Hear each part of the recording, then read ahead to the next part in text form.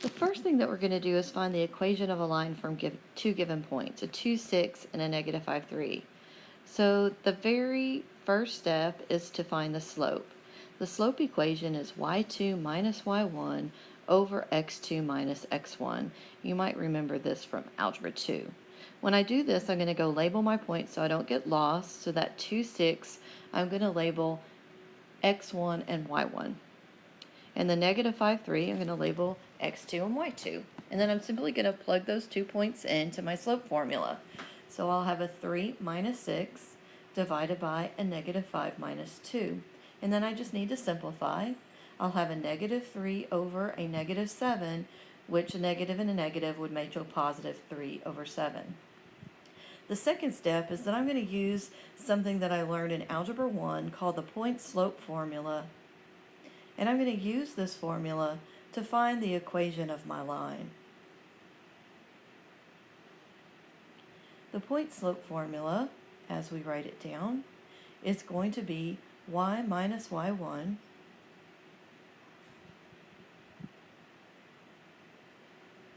is equal to m, or our slope, times x minus x1.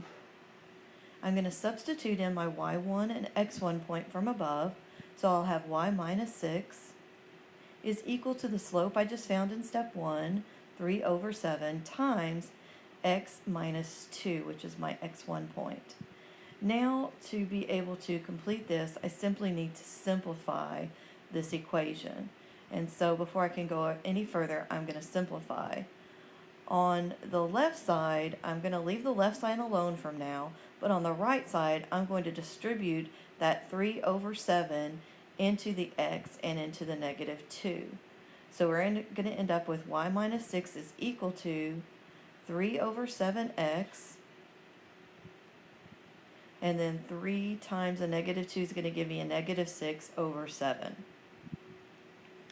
And now I'm going to move that 6 over to the other side so that I can get a simplified equation. So I'm going to add 6 to both sides. Now when I add 6 to the right side, I really need a common denominator to add those two constants together. So I'm going to change that 6 into a 42 over 7 because I remember from elementary school that 42 divided by 7 is equal to 6. So since I have the same denominator, now I can add those fractions together. So I'll end up with my final equation of y equals 3 over 7x plus 36 over 7, which is a little bit more than 5 for my y-intercept. And there that is. Now we're going to go over a second way to find slope. If you're on a test and you can't really remember that slope formula, the other thing that you can do is you can draw a graph really fast and you can plot the 2 points that I've given you, the 2, 6 and the negative 5, 3.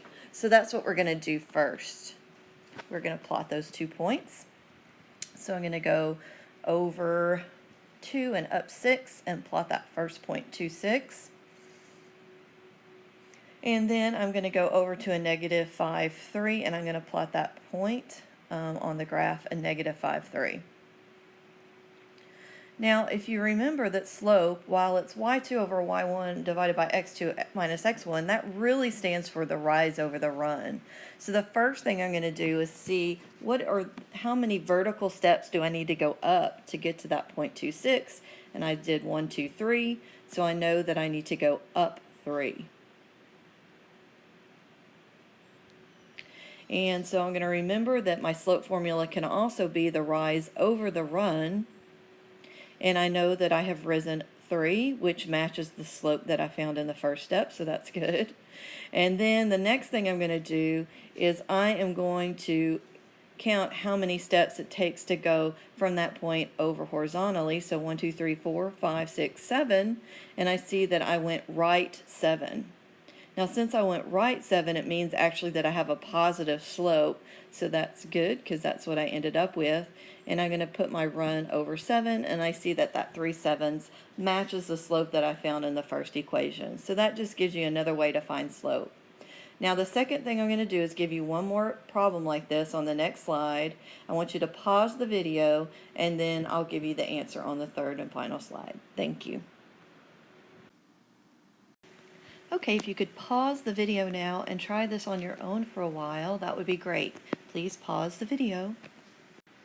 Here is the answer for your problem. Hopefully you got y is equal to a negative 1/2 x plus 7/2. The little tricky part about this one is that it did go left on the slope, so you would have a negative slope. And then I hope you remember to distribute the negative 1/2, not just to the x, but to the 1. If you have any questions about this, we can answer them in class because we will be practicing this a lot, but it would be best if you know this before you come to class. Thanks so much for listening, and I look forward to seeing you in class tomorrow.